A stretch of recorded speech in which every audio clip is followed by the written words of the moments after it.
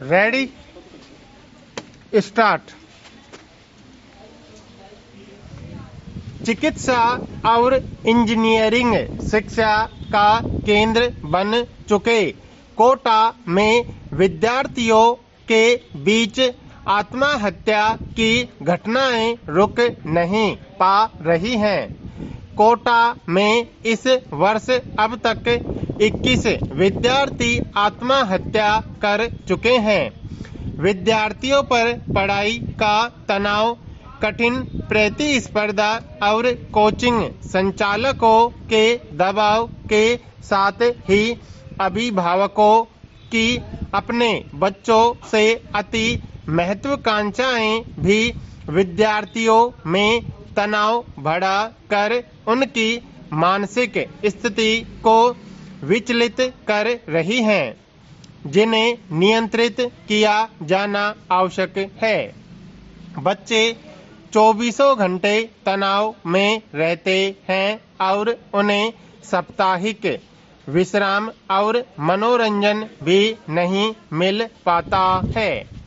इन आत्महत्याओं को रोकने के लिए कुछ समय पहले कोटा प्रशासन ने दिशा निर्देश जारी कर कोचिंग संचालकों को बच्चों के रविवार जांच परीक्षा पर प्रतिबंध लगा दिया और 15 दिनों में बच्चों के मनोवैज्ञानिक जांच कराने के निर्देश दिए।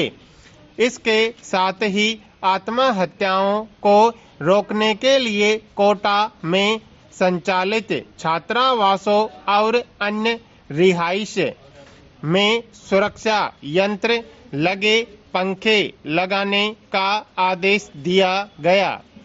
ये पंखे स्प्रिंग के माध्यम से लगे होते हैं, जिन पर वजन आते ही वह नीचे आ जाते हैं और इनमें लगा अलार्म बजने लगता है। लेकिन यह सुनिश्चित किया जाना चाहिए कि इन निर्देशों का अनुपालन 100% हो सके, तभी यह प्रयास सार्थक सिद्ध होंगे।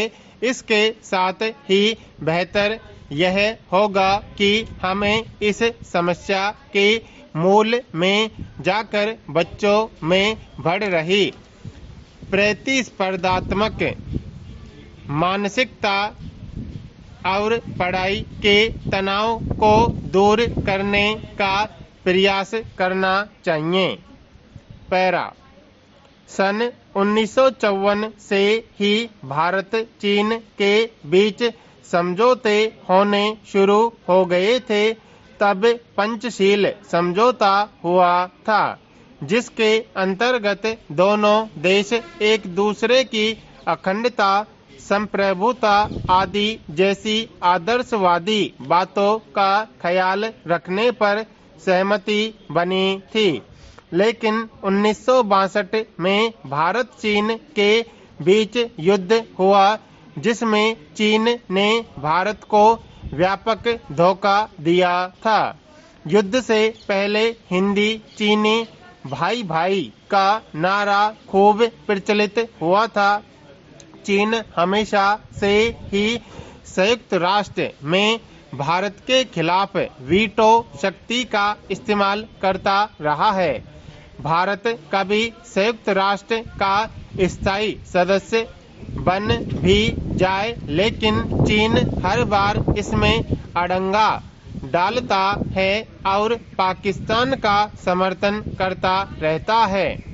पूर्वी लद्दाख, तिब्बत, डोकलाम में चीन हर महीने वहां गैर कानूनी गतिविधियां सैन्य शक्ति के रूप में करता रहता है।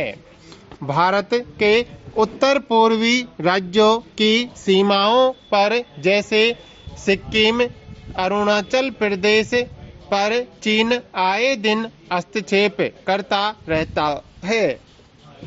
वर्तमान समय में चीन में बेरोजगारी की समस्या बढ़ रही है और पहले के मुकाबले वहाँ की अर्थव्यवस्था इस समय कमजोर हुई है। ऐसे में एक बार फिर से चीन ने भारत के साथ व्यापार करने के लिए शांति से रहने और भाईचारे को बढ़ावा देने के लिए बात की है।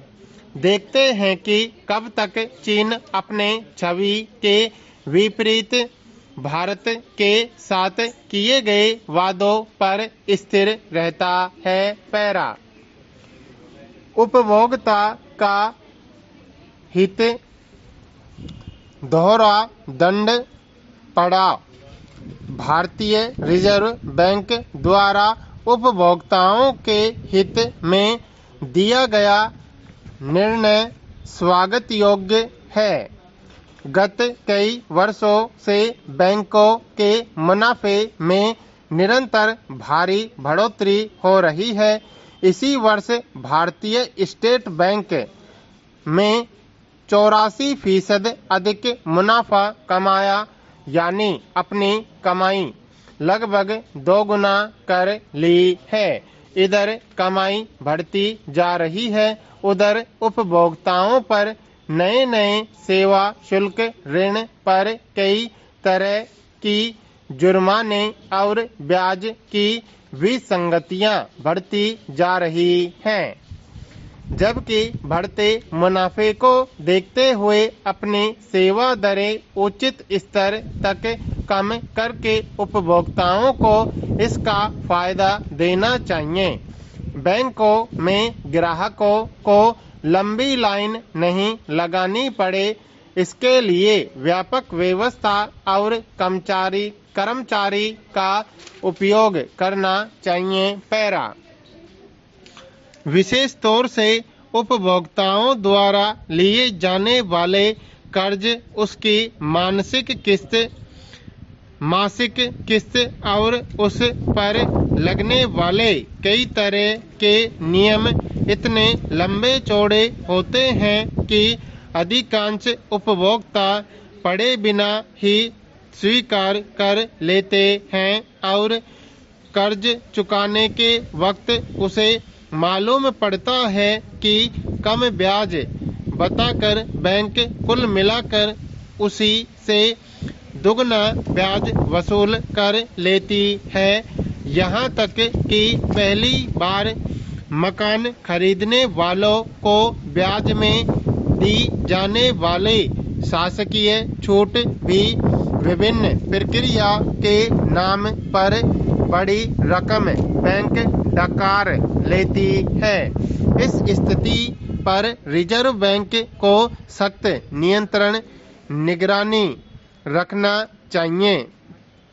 रिजर्व बैंक ने शिकायत के लिए पोर्टल चालू किया है, मगर उसकी प्रक्रिया ऐसी हो ताकि सामान्य आदमी भी उसका उपयोग कर सके। साथ ही सीधे शिकायत के लिए नंबर और ऑनलाइन ईमेल पता व्यापक रूप से प्रसारित किया जाना चाहिए ताकि उपभोक्ता बिना किसी परेशानी के सीधे अपनी शिकायत आरबीआई को दे सके। यह भी विचारणीय है कि बैंक की सावधिक जमा करते वक्त जो दरें निर्धारित होती हैं, बाद में ब्याज दर बढ़ने पर उसको तो नहीं बढ़ाया जाता है, मगर अपने द्वारा दिए गए ब्याज पर बढ़ा हुआ ब्याज बढ़कर वसूल किया जाता है। पैरा धार्मिक स्थलों पर फूल माला, नारियल, अगरबत्ती, फल, मिठाई आदि की भेंट सामान्य बात है। कुछ भक्त पैसे तथा कीमती धातुएं भी भेंट में चढ़ाते हैं। यह भी देखने में आता है कि कहीं-कहीं घड़ी और कपड़े की भी भेंट होती है। चढ़ावे के बाद कुछ वस्तुओं को प्रसाद के रूप में वितरित कर दिया जाता है या प्रबंधन द्वारा उपयोग कर लिया जाता है। शेष अवांछित वस्तुओं को विसर्जित या निपटान कर दिया जाता है, जिससे पर्यावरणीय समस्याएं बढ़ती हैं। आस्था और भक्ति का अच्छा हासिल यह होना चाहिए कि लोग साफ सफाई पर ध्यान दें। इससे खुद उन्हें भी लाभ होगा कि आसपास की सफाई की वजह से लोगों की सेहत बेहतर रहेगी।